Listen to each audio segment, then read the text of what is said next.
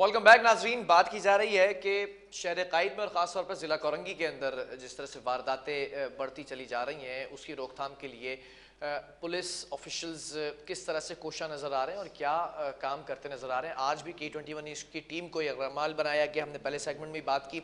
इस वक्त हमारे साथ स्टूडियोज़ में मौजूद हैं एंकर पर्सन एनीशा और साथ साथ ऑन कॉल मौजूद हैं SSP कोरंगी शाहजहां खान साहब। शाहजहां साहब, बहुत शुक्रिया आपने वक्त दिया। मैं जानना चाहूँगा कि आज जो वाक़या हुआ है, इसका मुकदमा भी दर्ज किया गया है, अब तक क्या प्रोग्रेस सामने आई है? मुल्ज़िमान के हवाले से कुछ शनाख्त हो सकी है, कुछ क्लू सामने आया है कोई? सबसे पहले तो मुझे बहुत अफसोस है इस वाक़े का। देखिए, क्राइम जो ख़ास तौर पे स्ट्रीट क्राइम है, ये पूरी दुनिया में होता है। इसको बिल्कुल ज़ीरो करना जो है ना, ये तो पॉसिबल नहीं है। लेकिन ये है कि हमारी कोशिश होती है कि इसको बिल्कुल मिनिमाइज़ किया जाए और इस तरह की जैसे आपकी मीडिया के लोग हैं या इस तरह के लोगों को हम मतलब हमारी कोशिश होती है कि हम सिक्योरिटी भी दे दें। आज बदकिस्मती से आपकी टीम ने आने से पहले हमें इन्फॉर्म नहीं किया, वरना हम इनको सिक्योरिटी दे देते। ठीक है। एनी हाउ, जो आज वाली वारदात है वो एक सिंपल स्ट्रीट क्राइम की वारदात है। उसमें जो जिस तरह आप यरगमाल वाली बात कर रहे हो, वो शायद वो इस वजह से कह रहे हैं कि वो मौके पे उन्होंने रोका और इन्होंने एनी को शायद उन्होंने पकड़ने की या खींचने की कोशिश की है बकौल इनके। लेकिन ये थे स्ट्रीट क्रिमिनल जो अभी तक हमने इन्वेस्टिगेट किया है। FIR हो चुकी है इसके लिए मैंने 3 टीमें बना दी है। इस वक्त हमारी तीनों टीमों की जो है वो मीटिंग चल रही है। हम वो मोडिस ऑपरेंडी देख रहे हैं जो इस तरह की वारदातें पहले हुई है। इसके अलावा हम CRO से जो है ना उनकी जो है वो उनको पहचानने की कोशिश कर रहे हैं। इसके अलावा हम CCTV फुटेज भी लेने की कोशिश कर रहे हैं। तो इंशाल्लाह थोड़ी देर में फिर हमारी टीमें जाएगी रेड्स पे, तो होपफुली हम इनको आज रात में इंशाल्लाह वर्कआउट कर लेंगे। इसके अलावा हम टेक्निकल बेसिस पे भी इन पे काम कर रहे हैं। ठीक है। अच्छा शाहजहां साहब, मैं ये भी जानना चाहूँगा कि ऑब्वियसली जो यरगमाल का वर्ड यूज़ किया, जिस तरह से आज मामला पेश आया कि हाथ पकड़ के खींचने की और ले जाने की भी कोशिशें जो की गई हैं, मैं कुछ सवालात हैं, तल्ख सवालात हैं ज़िला कोरंगी के हवाले से। क्यों इसके ऊपर अब तक कोई प्रोग्रेस नहीं होती? मेहरान टाउन के अंदर अंदरूनी सिंध से और दूसरे अंदरूनी इलाकों से लोग आते हैं, मुसल्ला अफराद होते हैं, असले से लेस होते हैं, फिर वो वारदातें करते हैं, फिर दोबारा आबाई गाँव चले जाते हैं। इनकी शनाख्त, इनकी पकड़ धकड़ के अंदर क्यों सुस्त रवि का शिकार है हमारी पुलिस? नहीं, ऐसी बात नहीं है। देखिए, हमारे पास जितनी भी बड़ी वारदातें हुई है वो सब हमने वर्कआउट की है। अच्छा। आज से कोई 1 महीने पहले जो है लांडी में हमारे एक सिपाही को शहीद किया गया और 20 दिनों की मेहनत के बाद हमने वो उनके जो कातिल थे वो हमने पकड़ लिया और हमने इंटीरियर सिंध से ही उनको पकड़ा है। हालांकि वो है कराची बेस्ड, लेकिन वो रोपोश हो गए थे इंटीरियर सिंध में, तो उनको भी हमने पकड़ लिया। इसके अलावा जितनी भी बड़ी वारदातें हुई है वो सारी हमने वर्कआउट की है। बिल्कुल स्ट्रीट क्राइम है, मैं मानता हूँ इस बात को। आज वाला जो आपका वाकया है ये भी इंशाल्लाह इसको हम वर्कआउट करेंगे। बाकी जहाँ तक आप कह रहे हैं कि लोगों की कि जी वो वारदातें करके फिर चले जाते हैं, उस हवाले से मैं आपको बताऊं कि देखिए हमारे मुख्तलिफ किस्म के जो है इस पे स्ट्रेटजीज है। हमारी कॉम्बिंग ऑपरेशन होती है इसके लिए प्रॉपर, और उस कॉम्बिंग ऑपरेशन के अंदर हम बाकायदा तमाम लोगों को उनको हम जो है इनके ID कार्ड, इनके फिंगरप्रिंट, ये सारा हम वेरीफाई करते हैं। तो ऐसा भी नहीं है कि हम बिल्कुल हाथ पे हाथ रख के बैठे हुए चले फिर हैं। मुझे एक बात बताएं, अभी जी, जी। जो आदाद शुमार हैं, वैसे तो केसेस रिपोर्ट नहीं होते, एक आम आदमी कोर्ट कचहरी के चक्कर से बड़ा डरता है। 22,000 के करीब इस साल वारदातें जिला कोरंगी में होती हैं, या फिर आदाद शुमार के ऊपर मैं बात करूं तो 31,000 के करीब ये आदाद शुमार हैं जो वारदातें हुई हैं। कितने केसेस ऐसे हैं जो रिपोर्ट होने के बाद उन पर प्रोग्रेस हुई है और उन मामलात को हल किया गया है? देखिए, हमारी जो डिटेक्शन परसेंटेज है वो आप अगर हम वैसे ये SP इन्वेस्टिगेशन के पास ज़्यादा बेहतर वो बता सकते हैं, उनके पास फिगर होता है। लेकिन हमारी जो प्रायोरिटी होती है, जितनी भी बड़ी वारदातें होती है उसमें हम ऑपरेशन और इन्वेस्टिगेशन मिलके काम करते हैं, हम उनको वर्कआउट करते हैं। अगर आप 22,000 वारदातों की बात करते हैं तो मैं आपको यकीनी तौर पर कह सकता हूं कि इसमें आधी से ज़्यादा जो है ना वो वारदातें वो वर्कआउट हो चुकी है, उसके बंदे पकड़े जा चुके हैं जो मुल्जिमान है। तो बात यह है कि जब वारदात होती है उस वक्त तो ज़ाहिर है जैसे आज वाली वारदात है आपकी टीम के साथ जो ये वाक़या हुआ है, तो जितने लोग इसको सुन रहे हैं वो सब इस वारदात को तो सुन रहे हैं कि ये वारदात हो गई, लेकिन जब ये वर्कआउट होगा तो सिर्फ आपको पता होगा या आपकी टीम को पता होगा, बाकी लोगों को पता नहीं होगा। मेरे कहने का ऑब्वियसली मतलब ये है कि वर्कआउट होगा तो हम उसके ऊपर प्रोग्राम भी करेंगे। बहरहाल कुछ और भी सवालात हैं, मेरे जी साथ जी लाइन पे ही रहिएगा सर। एनी मैं आपसे पूछूंगा, जो आज मामला हुआ, तमाम चीज़ें हुई, क्या आपका इस पर एनालिसिस है कि ऐसे वाक़यात एक आम आदमी के साथ होते होंगे तो उस पर क्या गुजरती होगी? मैं ये सोच रही हूँ और अल्लाह का शुक्र अदा कर रही हूँ, हमारे प्रोड्यूसर हैं मेरे शो के कराची की आवाज़ के फरजाद, मेरा कैमरामैन मुनव्वर, मेरा ड्राइवर बिलाल।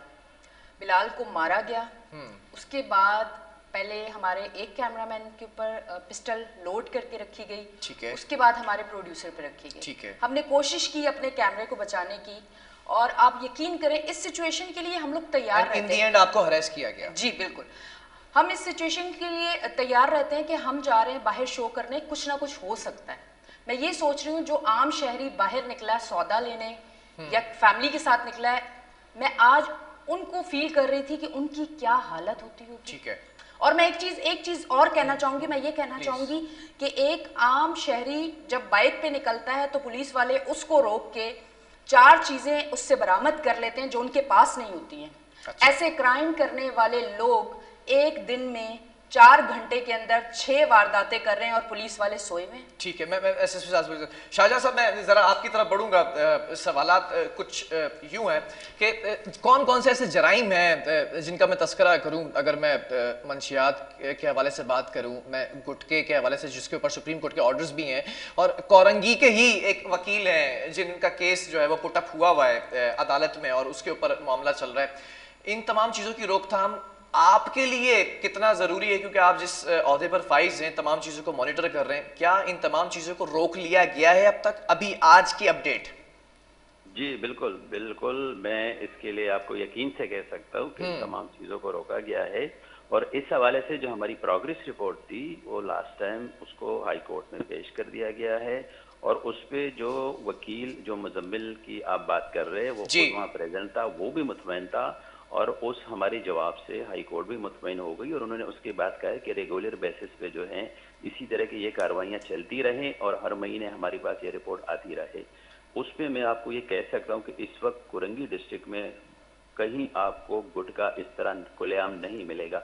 ये ज़रूर है कहीं हो सकता है कि चोरी छुपी कोई थोड़ी तादाद में किसी ने अगर रखी हो, या खुलेआम तो वैसे ही बैंड है सर, खुलेआम तो नहीं बिक सकता ना। ऑब्वियसली चोरी छुपे का ही मैं सवाल कर रहा हूँ कि कहाँ कहाँ ऐसे इलाके हैं जहाँ पे ये अभी फरोख्त हो रहा है। नहीं, चोरी छुपे उस तरह से फरोख्त नहीं होता है जिस तरीके से पहले ये फरोख्त होता था। पहले जिसको आप चोरी छुपे का नाम दे रहे हो, लेकिन वो खुलेआम केबिन्स पे अवेलेबल होता था, अब वो उस तरह की सूरत हाल नहीं है। इसके अलावा सबसे बड़ी बात यह है कि अब गुटखे के मामलात में पुलिस की कोई इन्वॉल्वमेंट नहीं है। पुलिस के लिए बिल्कुल ज़ीरो टॉलरेंस है। इस पे मैंने अपने 7 पुलिस के जो हमारे ऑफिसर्स थे उनको बाकायदा डिसमिस किया है, ये जो अभी रिसेंटली जो ये कैंपेन चली थी। तो इस पे गुटखे के हवाले से तो मैं आपको बिल्कुल यकीन। अच्छा, कभी आपने अपने ही मातहत जो अमला है उसे पूछने की कोशिश की कि जो लोग सर्वेलेंस पर, पिक्टिंग पर और स्नैप चेकिंग पर लगाए जाते हैं, एक आम शहरी की तो मुकम्मल तौर पर तलाशी ली जाती है, तो ये जो चोर और डकैत हैं इनके पास कौन सी गिरह सिंगी है कि ये बचकर निकल जाते हैं पुलिस की नजरों से? देखिए, डिस्ट्रिक्ट कुरंगी की आबादी 25,32,000 है, 4,000 के करीब हमारे पास फैक्ट्रीज है। ठीक है, अब बात यह है कि जो हमारी स्नैप चेकिंग होती है, जो हमारी पिक्टिंग होती है, उसकी वजह से अगर एक दिन में हमारी दर्जनों वारदातें रुक जाती है, वो किसी को नजर नहीं आती है। ऐसा नहीं है कि उनका कोई इम्पैक्ट नहीं है। बात यह है कि देखिए, इतनी बड़ी आबादी, इतना बड़ा इलाका, फिर जो स्लम्स एरियाज है, फिर आप वो इलाके, वो गलियां जहाँ पे यानी कि हर जगह पे हमारी पुलिस का पहुंच मुमकिन नहीं है। हमारी होती है, मेन पॉइंट्स होते हैं, हमारे मेन रोड्स पे हमारी चेकिंग भी होती है, हमारी पिक्टिंग भी होती है, लेकिन फिर ऐसी जगह ज़रूर होती है, अंदरून गलियां हैं, आबादी है बहुत बड़ी, आपकी टीम ने भी आज देखा होगा, तो वहाँ अंदर गलियों में ये वारदात ज़रूर हो जाती है। बाकी जहाँ तक आप बात कर रहे हो कि वो उनको बेगुनाह लोगों को रोकना या उनको चेक करना, तो वो तो ज़ाहिर है किसी के चेहरे पर लिखा नहीं होता है। लेकिन जब एक एसओपी है, एसओपी के तहत हम किसी को भी रोक के उसकी तलाशी ले लेते हैं। अगर कोई बेगुनाह होता है हम उनको इज्जत के साथ जाने दे देते हैं। अगर उसमें कोई पुलिस ठीक की है। तरफ से कोई अच्छा मिसबिहेव होता है तो उसके खिलाफ बाकायदा एक्शन लेते हैं। अच्छा शाह साहब, क्या पुलिस के अंदर काबिल अफसरान का फुकदान है? सिर्फ हाँ या ना में जवाब दीजिएगा। नहीं, ऐसा तो खैर आप नहीं कह सकते। ठीक है, तो मैं ये जानना चाहता हूँ, मैं बचपन से अब तक ये देखता आ रहा हूँ और बड़ा हो गया, अब तो दाढ़ी भी आ गई है। कुछ चंद अफसरान हैं जो जिला कोरंगी के अंदर ही लगाए जाते हैं बार बार। हुमायूं खान का नाम ले लिया जाए, सफदर मशवानी का नाम ले लिया जाए, इनायत परवत का नाम ले लिया जाए, गुलजार तुनियो का नाम ले लिया जाए। यही अफसरान रेपिटेशन के बाद क्यों वापस आ जाते हैं? दूसरे अफसरान को क्यों नहीं वहां पर टेस्ट किया जाता? क्यों उनकी क्रेडिबिलिटी चैलेंज हो रही है? देखिए, मेरा तो पहला टेन्योर है एज एसएसपी डिस्ट्रिक्ट कोरंगी, और मैं यहाँ पे आज से 10 साल पहले टाउन पुलिस ऑफिसर रह के गए हूँ। जिस ज़माने में मैं टाउन पुलिस ऑफिसर रह के गए हूँ, मेरे पास इनमें से कोई एक भी अफसर नहीं था। आज मेरे पास ये लोग हैं एसएचओ, ये कुछ पहले से लगे हुए, कुछ अब लग गए हैं, मेरे आने के बाद लग गए हैं। तो जाहिर है ये जो एसएचओज लगते हैं ये बाकायदा एक बोर्ड होता है, वहाँ एक एग्ज़ाम देते हैं। उस एग्ज़ाम में क्लियर होने के बाद एक लिस्ट आती है हमारे पास, उसमें से हम सेलेक्ट करके लगाते हैं। अभी तो रिसेंटली जो वाकया हुआ था उसमें इनायत मरवत को शामिल तफ्तीश किया गया था या नहीं? नहीं, उसमें क्यों, वजह क्या थी? वजह शामिल तफ्तीश होने की क्या वजह हो सकती है, मुझे बता सकते? नहीं, शामिल तफ्तीश किया गया था या नहीं किया गया था, मैं जानना चाह रहा हूँ। नहीं, देखिए ऐसी बात नहीं है। बात यह है कि उसके खिलाफ इंक्वायरी जरूर हो रही है कि वो जो मिसहैप हुआ है, जी बिल्कुल उसी पे बात कर रहा हूं मैं। उसका जो उसका कंडक्ट था उसकी इंक्वायरी हो रही है। लेकिन यह है कि शामिल तफ्तीश तो उस वक्त होगा ना कि जब या तो वो नॉमिनेट हो या उसकी कोई क्रिमिनल नेग्लिजेंसी उसमें आए, तो फिर यकीनी तौर पे वो शामिल तफ्तीश होगा। अभी मैंने इसलिए ये बात आपसे की है कि अभी तक जो एफआईआर कटी है उसमें उसकी फैमिली भी ये कह रही है कि इन्होंने जब ये वाकया हुआ उसके बाद जो डेड बॉडी थी उसको इन्होंने एक तो मोबाइल में डाल के थाने ले आए, जो कि इन्होंने गलत किया। इनको बजाय इसके एम्बुलेंस मंगवा के एम्बुलेंस में डाल के इसको हॉस्पिटल लेके जाना चाहिए था। ये उसकी नेग्लिजेंसी, उसकी इंक्वायरी हो रही है। बाकी देखिए नहीं, तो आपको क्या लगता है, क्योंकि आप इस वक्त उस कोरंगी जिले के अंदर एसएसपी के फराइज सरंजाम दे रहे हैं, शामिल तफ्तीश किया जाना चाहिए था स्टेशन हाउस ऑफिसर को इस रवैये पर, इस मामलात पर? नहीं, देखिए वो हम शामिल तफ्तीश भी कर सकते हैं, लेकिन अगर उसकी वो नौयत बनती हो, उस तरह की उसकी इन्वॉल्वमेंट हो, तो हम यकीनी तौर पर शामिल तफ्तीश तो दूर की बात है, हम तो अरेस्ट भी कर लेंगे। अच्छा, पुलिस का बिहेवियर पे नजर से बात करता हूँ, वक्त मेरे पास कम है और मैं ये चाहूंगा कि कोरंगी के अंदर जितने पुलिस स्टेशंस लगते हैं जहां वहां पर थानेदार बैठे हुए हैं, पुलिस का अमला है, पुलिस का बिहेवियर एग्रेसिव क्यों नजर आता है? इसमें बिल्कुल मैं आपकी बात मानता हूँ, ये शिकायत है, ये पूरी कराची में है। पूरी कराची में क्या, पूरे पाकिस्तान में पुलिस के कंडक्ट के हवाले से है। इसमें सीनियर कमांड मुसलसल कोशिश कर रही है। मैंने डिस्ट्रिक्ट कोरंगी के अंदर एक व्हाट्सएप ग्रुप शुरू किया है, बल्कि अब हमारे एडिशनल आईजी ने पूरी कराची के लेवल पे शुरू किया है। और उस व्हाट्सएप ग्रुप का जो तरीका हमने रखा है कि हर थाने के अंदर हमने एक पेनाफ्लेक्स पे बाकायदा एक नंबर लिखा हुआ है एसएसपी ऑफिस का, और उस पर बाकायदा नीचे हमने ये एडवाइस किए तमाम कंप्लेनेंट्स को कि जो भी थाने पर आए उसके साथ थाने के अंदर जो भी रवैया हो, चाहे एग्रेसिव हो, कोई मिसबिहेव करे, कोई उनको इलीगल कस्टडी में किसी को रखे या कोई उनसे पैसे मांगे एफआईआर के लिए, इन तमाम चीज़ों को आप उसी वक्त व्हाट्सएप पे हमें मैसेज कर ले। हमारे पास जो डिस्ट्रिक्ट एसपी ऑफिस में एक टीम बैठी हुई है, वो उसी तौर पर उसी व्हाट्सएप कंप्लेन को मेरे पास भेजेंगे। मैं उसी वक्त कंसर्न एसएचओ से पूछूंगा कि ये कंप्लेन आई है, इसको पूरी तौर पर हल करें, और अगर कोई उनके इन्वॉल्वमेंट आ रही हो तो मैं उनके खिलाफ उसी वक्त एक्शन लूंगा। ठीक है, लेकिन बदकिस्मती से इस पे बहुत कम अमल हो रहा है। तो मेरा कहने का मतलब है कि अवाम भी थोड़ी सी अवेयरनेस की जरूरत है कि वो भी थोड़ा सा आगे आए, तो इंशाल्लाह शिकायत कम हो जाएगी। ठीक है, एक आखिरी सवाल मैं यहाँ पे करना चाहूंगा, क्योंकि पुलिस के ऊपर जब क्रिटिक्स किया जाता है तो बहुत सारे आपके मातहत और दूसरे अफसरान के मातहत जो लोग होते हैं वो राब्ता करते हैं मुझसे। तो आज भी इस वाकये के बाद राब्ता किया गया तो कुछ चीज़ें निकल कर सामने भी आई क्या कभी आला अफसरान ने ये सोचा है कि जो कांस्टेबल लेवल के जो पुलिस एहलकार हैं उनकी भी कभी दाद रसी होनी चाहिए? इनके भी जो बच्चे हैं वो सिर्फ सरकारी स्कूलों में पढ़ते हैं। अगर मैं मॉडल कॉलोनी के अंदर एक कांस्टेबल की बात कर लूँ, उसकी शहादत हुई तो उसकी फैमिली को भी नहीं पूछा जा रहा है, कंपनसेशन भी नहीं होता है। हॉस्पिटल्स की बात कर ली जाए तो फुकदान है पुलिस हॉस्पिटल्स का, या पुलिस को मरात की बात कर ली जाए तो वो फ्रस्ट्रेशन निकलती है एक आम आवाम पर। Is that true?